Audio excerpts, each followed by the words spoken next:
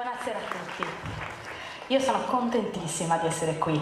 Avrei voluto esserci anche l'anno scorso se non ci fosse stato quel piccolo impedimento di Venezia, però quando ho riacceso il telefonino proprio il 3 di settembre mi sono esplosi messaggi di gente che scriveva dovresti vedere che festa qui a Seneca, era proprio come esserci, quindi io aspettavo di venire quest'anno per dirvi grazie, perché il calore mi ha raggiunto anche di là dove mi trovavo e non vedevo l'ora di tornare.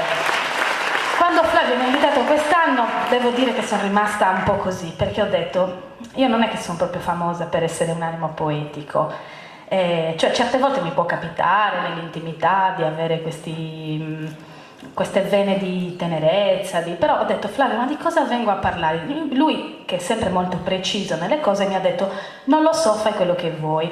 E io ho detto, ho deciso di affrontare un ambito poetico molto trascurato dagli esperti. Adesso io non voglio dire niente contro quelli che si occupano di mutos, di mutetos, di ottavas, agli esperti di repentinas. Ce n'è e io non entrerò nel loro ambito perché fanno benissimo il loro mestiere. Mi occuperò invece del lessico familiare, poetico, diciamo domestico, sardo, che secondo me è un filone di poesia troppo trascurato e invece ha una funzione fondamentale. Io mi sono anche scritta delle cose perché questa sarà una lezione in realtà cattedratica appunto su questa materia così trascurata. Il lessico familiare tradizionale in campidano è naturalmente poetico, ma di una poeticità che starebbe molto male se scritta su libretti in brossura tenuti in mano da signorine romantiche in riva al mare che pensano al pivello. Quella sarda familiare era, e in qualche caso è ancora, una poesia pratica, un ritmo di disbrigo delle cose quotidiane. Io non credo di stupire nessuno dei presenti se affermo che le comunicazioni familiari normali in tutta la Sardegna avvenivano spesso in rima. Casa mia qualche volta tuttora. A differenza della poesia pubblica, che è testimonianza, stupore, spettacolo, maestria, genio inventivo per l'improvvisazione, la poesia familiare obbedisce a esigenze molto più comuni, oserei dire prosaiche, se non temessi di generare ossimori. È estemporanea, cioè si presta a esserci quando serve, è contingente, ma non è sempre improvvisata, anzi non lo è quasi mai, perché in una famiglia le circostanze in cui può servire la poesia non sono infinite, per quanto numerose, e nelle stratificazioni degli anni alcune frasi hanno finito per essere codificate, per cui se una rima si rivela efficace in una casa, potete giurare che quella diventerà una rima tradizionale del vicinato, poi una rima tradizionale del paese, poi di intere regioni fino a raggiungere tutta l'isola. Quelle rime cambiano solo quando qualcuno particolarmente brillante genera un'assonanza poetica più efficace e funzionale che sostituisce la precedente. Allora quella rima viene usata da tutti. La poesia del lessico familiare sardo ha tre scopi. Uno è cosmologico, esorcizzare catastrofi.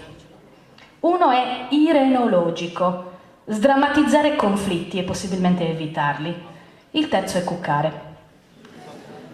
L'esorcismo della catastrofe è lo scopo più perseguito.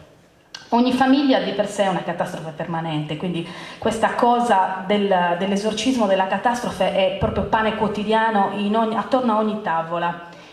Si esprime soprattutto con il registro dell'augurio maledicente, altrimenti detto frastimmo. Allora, il frastimmo è uno strumento poetico fondamentale. È importante chiarire il senso del termine frastimmo, che erroneamente viene tradotto in italiano con bestemmia. E suvrastimmo è una maledizione.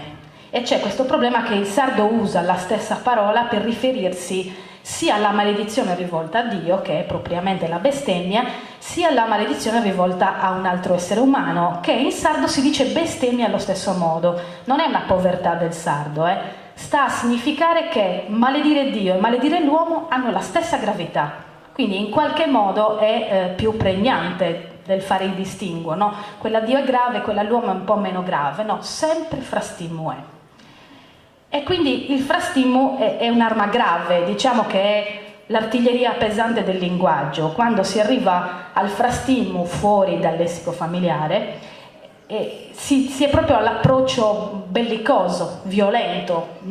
Tutti gli spazi di negoziazione si sono chiusi. Quando si arriva a frastimare qualcuno, proprio gli si invoca contro il cielo e l'inferno, perché non è più possibile trovare una conciliazione. Lo stesso frastimmo, uguale, identico, usato tra le mura di casa, ha un significato affettuoso, completamente differente, e non solo non augura realmente il male, ma anzi, nominandolo, lo esorcizza. Ecco alcuni dei frastimmi familiari più diffusi e affettuosi in rima. Tradurrò per i non sardofoni. Situazione di conflitto primaria. Bambino che grida come se lo scannassero. Mamma! S'aspramma di vigili. Che tu possa, la traduzione è questa di s'aspramma di vigili, che tu possa subire un trauma pari a quello che si verifica nell'animo dinanzi al più spaventoso dei disastri. La frase, il senso di questo augurio, e non è ovviamente la maledizione verso la creatura che magari ha 3 anni, dico, ma il tuo grido mi ha allarmato, ho creduto e temuto che ti fosse accaduto qualcosa, forse uno spavento di tipo uguale ti insegnerebbe a misurare le tue vocalizzazioni fino a distinguere l'urlo da catastrofe da una semplice richiesta di attenzione al pannolino.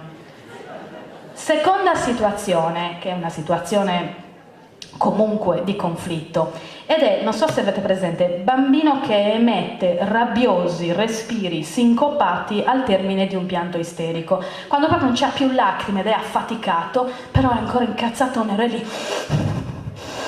Allora, questo suono che fa la creatura, la risposta poetica della madre riprende il suono dell'umf.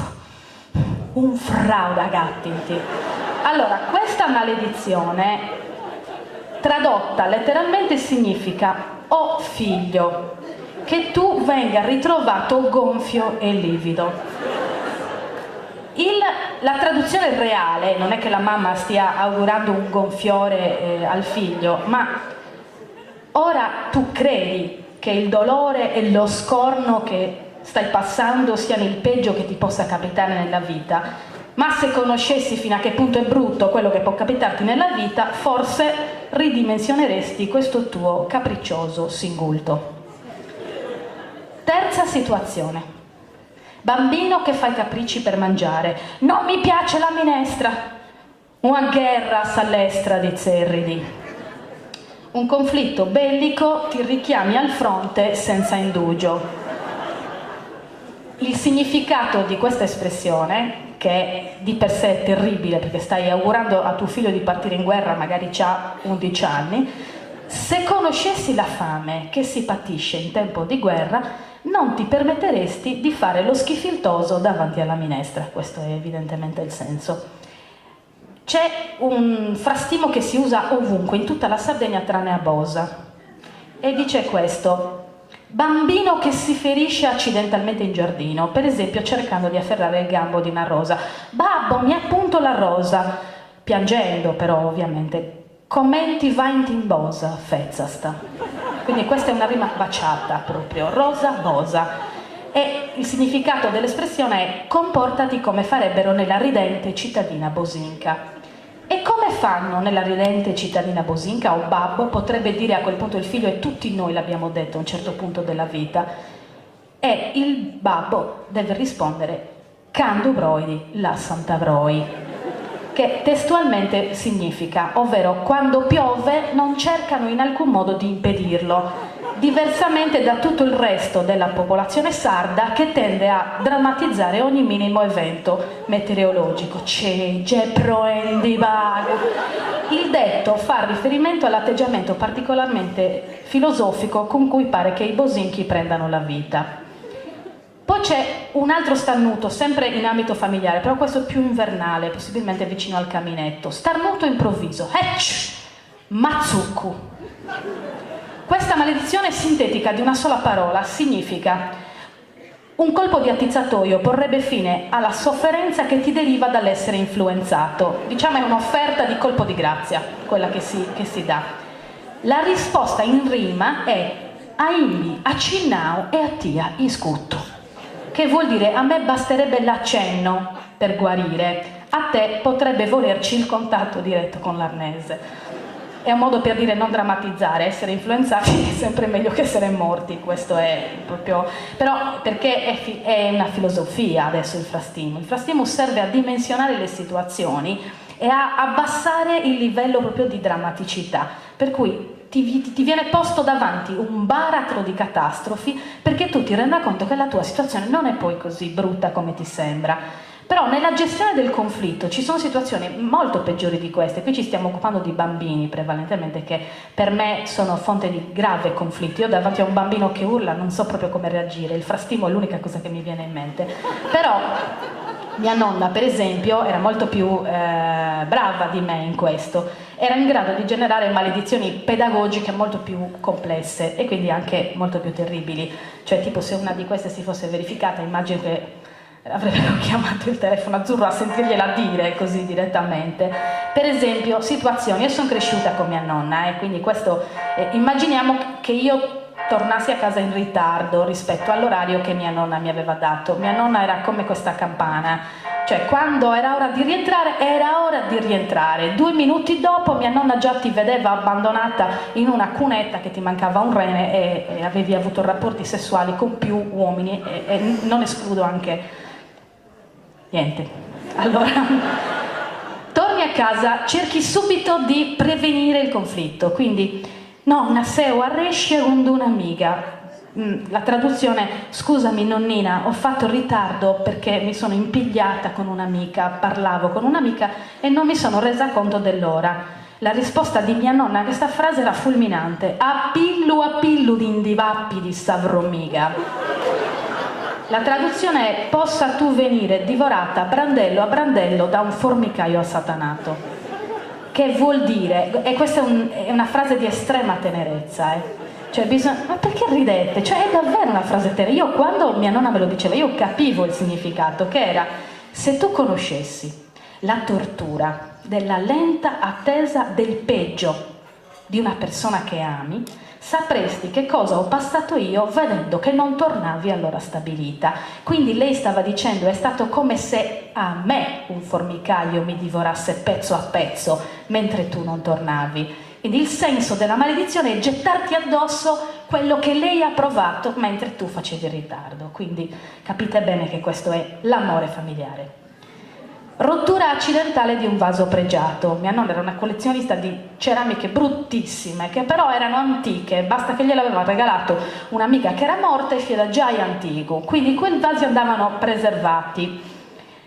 Questa non è molto, insomma, non era anche forte nelle sue espressioni. Quindi rottura accidentale di un vaso pregiato. Gesù nonna t'ha danno, a cagaglia e scanno di inchirottinti. Questa espressione è terribile. Io dico Taddano, cioè Taddano vuol dire Gesù, nonnina, che orribile disastro. E la traduzione di a cagaglia e scanno di inchirottinti è: possa tu finire in sedia a rotelle e aver bisogno di essere accompagnata persino al bagno. La traduzione è facilissima: quel vaso era prezioso per me come per te lo sono le gambe. Litigata con mio fratello, che si chiama Cristiano, ma di cristiano da bambino non aveva niente perché sembrava indemoniato e voleva sempre le cose lui. Siccome era più piccolo in genere gliele davano, ma poi io cercavo di riprendermele. Quindi situazione di guerra per un giocattolo. Me lo ha portato via mia mamma, isogos sastria l'indivappinti, che la civetta ti divori le pupille degli occhi. Che vuol dire: non è grave quello che ti è successo. Se la civetta ti rubasse gli occhi, allora capiresti cos'è la nostalgia delle cose preziose. No, perché poi quando uno che non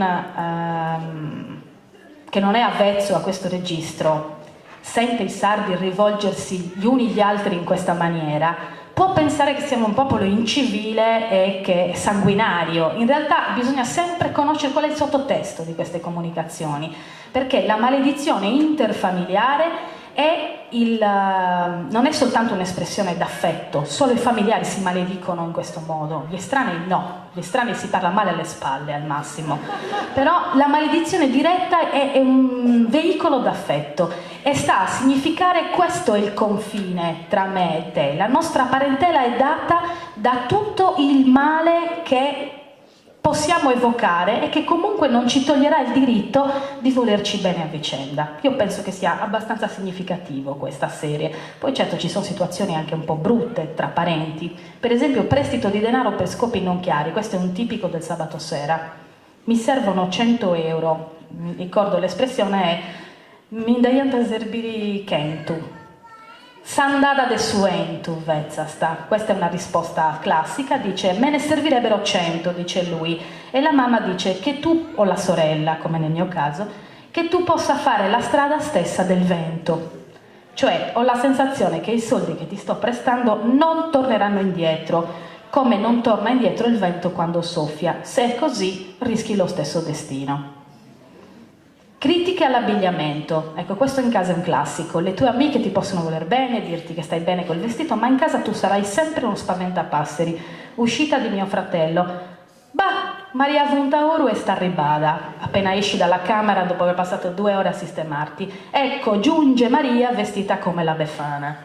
La risposta è sorriso del Sarenada, la risata della melagrana ti sorga alle labbra. Per vedere il sorriso della melagrana, cioè la fessura che fa intravedere i chicchi, il frutto deve schiantarsi a terra dall'albero. Quindi la frase significa: ti auguro di perdere i denti per un colpo violento, perché la melagrana ha i chicchi rossi, possibilmente da caduta precipitosa in avanti. Quindi questo è il senso.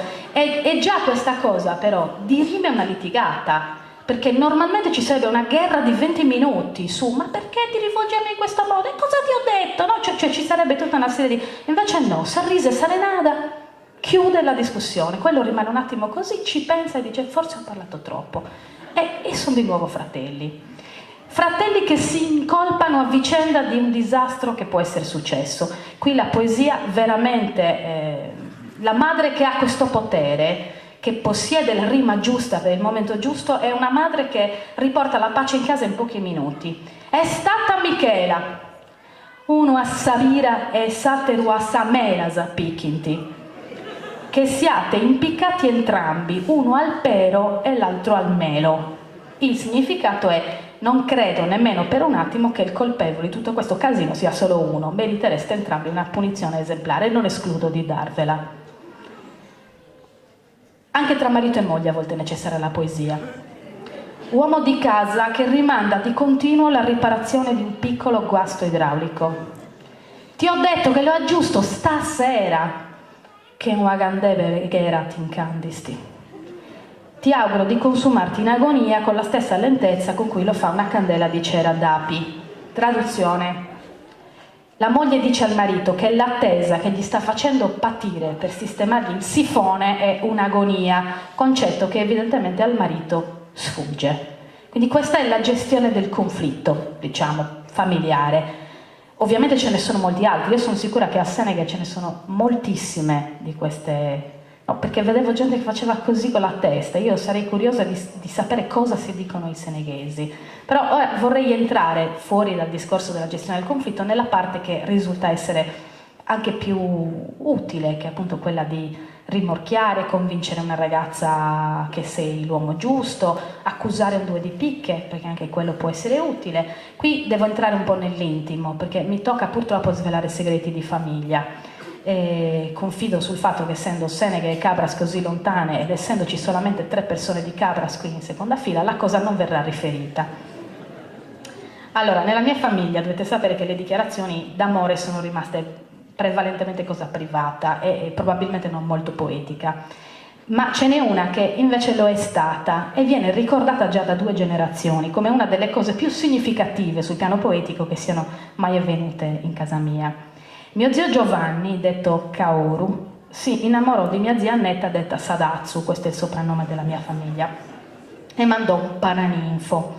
a far da mediatore per la cosa, diciamo. Ovviamente erano altri tempi, quindi questo ragazzo non è che poteva incontrare mia zia da sola, si avvicinò mentre mia zia stava con le amiche e tentò l'ingaggio alla presenza di queste ragazze.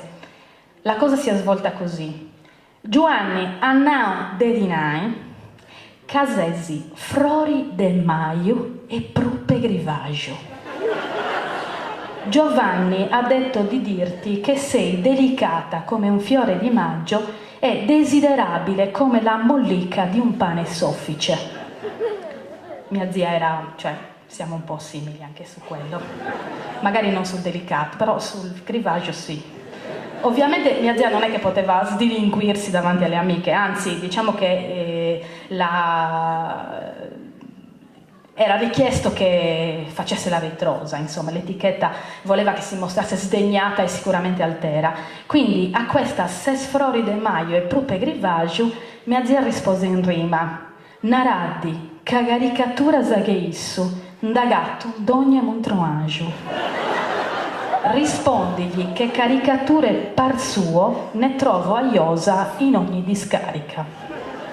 Che tradotto dal tradizionale registro antifrastico sardo vuol dire digli che anche lui mi piace. Infatti l'amico di mio zio tornò soddisfatto al mittente per riferire appunto che la ragazza era disponibile a continuare la trattativa verso su Vastigiu, diciamo. E i miei zii sono sposati da 43 anni. Questo vi possa essere utile caso mai abbiate fresche in atto, sappiate che con la poesia è possibile, l'importante è capire il senso del messaggio. Diciamo che questa tecnica raffinatissima purtroppo non ha avuto niente a che vedere con l'adolescenza legnosa mia di chi è nato nel 1972 più o meno, quando questo felice tipo di approccio era già scomparso e il massimo che ti poteva capitare era quello che ti mandava il compagno brufoloso a dire qualcosa tipo «Oh, ha detto se ti metti». Io non so se si dice ancora questa frase, ma se si dice ancora sappiate che è di una bruttezza. Cioè la domanda che viene spontanea è «ti metti dove? Ti metti come?» Cioè non si spiega. Dov'è che mi devo mettere? No, è brutto, imparate le poesie, che si cuca di più. Però non bisogna illudersi, non è che la poesia fa miracoli, se c'è il 2 di picche arriva comunque, non sempre l'esito dell'approccio poetico porta al risultato sperato, specialmente quando la tecnica è un po' rozza. Si narra in quel di Nuraki, già che ci siamo, ci mettiamo in mezzo anche Nuraki, di una famosa serenata fatta da un pescatore soprannominato Sadrinia a una giovine fanciulla di nome Lugia, oggi zia Lugia. Sadrinia con gli amici, gente in Nuraki c'è? No. Ok, c'è qualcuno però che conosce i soggetti. Sadrinia con gli amici si recò in una sera d'estate come questa sotto alla finestra della bella di cui voleva conquistare il cuore e si lanciò in un canto affidandosi improvvidamente all'improvvisazione in cui non era però un falco.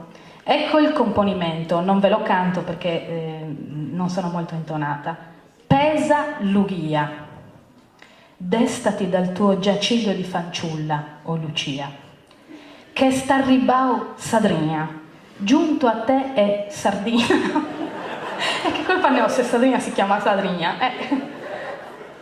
S'amighe Sanciua, l'amico dell'acciuga, forse aveva un compagno di barca che probabilmente erano soprannominati Sardina e Acciuga, e la traduzione è l'amico dell'acciuga, appunto, e poi la rima si chiudeva, Sanciua, si chiudeva dicendo saludo sua tia e puro a mamma tua. Dicevo, giunto a te Sardina, l'amico dell'acciuga, che porta il suo saluto a te e già che ci siamo anche alla tua augusta genitrice. Ora, siccome forse Sadrinia quella sera non era molto sobrio, al posto dei saludos si narra che gli sia venuta un'altra parola, con il risultato che alla finestra si è affacciato il babbo della fanciulla, nonché marito della signora di cui erano state tanto rozzamente onorate le beltà, E certo non aveva intenzioni amichevoli, non serve aggiungere che tra Sadrina e Luia non è nato l'amore direbbe Flavio, ma a Nuraki a distanza di 40 anni questa memorabile serenata ancora se la tramandano come prova delle conseguenze in cui può incorrere chi vuole cimentarsi in poesia senza averne, per così dire, la struttura. Molto più raffinato, ma con una conclusione maliziosa, fu il corteggiamento tra i miei anziani vicini di casa, Marta e Gianni. Questo è veramente da manuale. Se io sapessi fare una cosa del genere, che rimase leggendario comunque per la furbizia con cui lui, che era un uomo brutto e sovrappeso e invecchiando non è migliorato, e non era neanche giovanissimo rispetto a lei che invece era, riuscì a conquistare con l'umorismo e l'intelligenza questa bellissima ragazza che aveva intorno maschi di ben altra caratura. Si era alla festa di San Salvatore. E al contrario della maggioranza dei giovani di Cabras, Gianni non aveva corso tra gli scalzi che portavano il santo. Furbamente aveva aspettato il ritorno del santo insieme alle donne, giustificandosi con un malore al ginocchio, lo fanno in molti.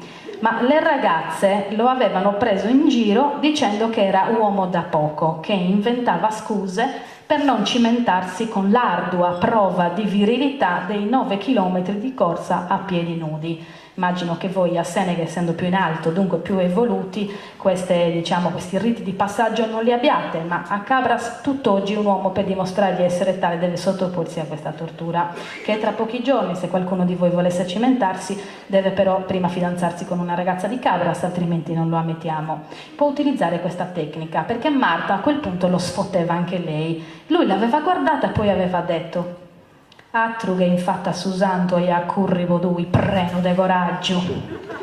Ci tengo a informarti che appresso a te troverei il coraggio di correre assai più velocemente che dietro al santo.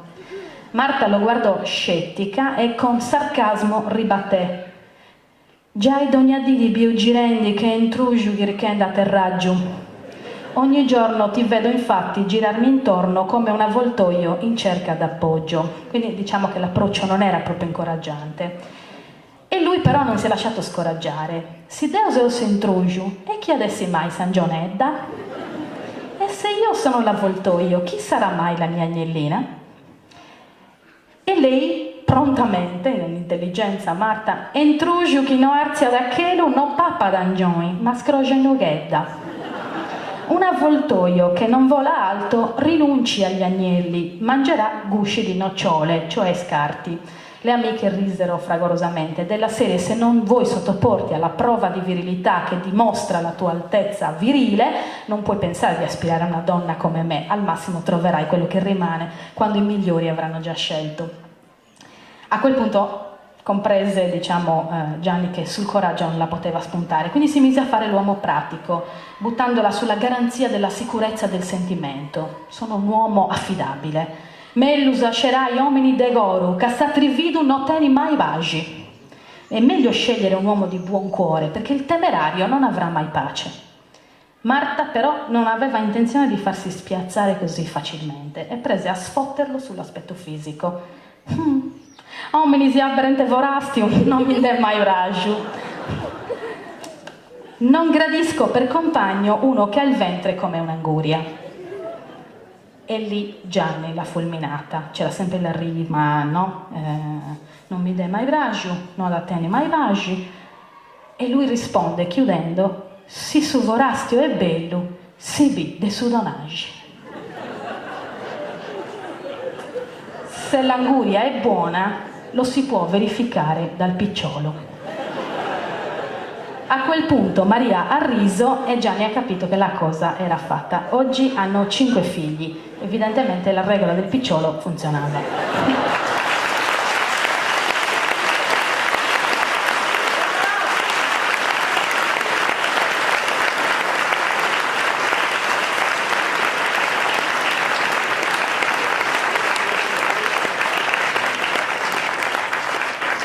Io vi ringrazio per l'attenzione e mi scuso se ho voluto scegliere questo registro così giocoso per parlare di una cosa di cui non sono affatto esperta, perché io conosco poco la poesia sarda, perché quando quando ho cominciato a crescere. Da bambina ricordo ancora le piazze con Scantadorisi, Sagara e Sarrepentina, però mano a mano che arrivavano gli anni '80 i ragazzi non volevano più sentire la musica sarda e i vecchi piano piano hanno cominciato a non avere più le forze per portare fuori di casa la sedietta e sedersi ad ascoltare. Oggi rimpiango di aver perso quel patrimonio e di non saper più, come sapeva invece fare mia nonna, memorizzare un'intera cantata avendola sentita una sola volta, grazie alla forza di quelle parole poetiche, ma anche grazie a un'abitudine, un'attitudine a pensare poeticamente anche tra le mura di casa, non soltanto nel modo giocoso che vi ho descritto io stasera, ma proprio come respiro della vita, delle cose, come ritmo nascosto in ogni gesto. La poesia è sempre stata un fare in Sardegna, solo a un certo punto ha cominciato a diventare un dire, e quando le cose dal fare diventano un dire tutti se le dimenticano e a nessuno interessano più. Quindi io mi scuso di nuovo per aver approcciato il tema così scherzosamente, però la verità è che il mio rispetto per la poesia mi ha impedito di parlare seriamente di una cosa che non conosco profondamente. Grazie. Avrete modo di incontrare nei giorni seguenti sicuramente poeti di altissimo livello, tra i quali c'è Alberto Masala, che io considero il poeta sardo vivente più significativo in questo momento, che vi mostrerà fuochi d'artificio su cosa può fare la poesia di improvvisazione oggi. Grazie.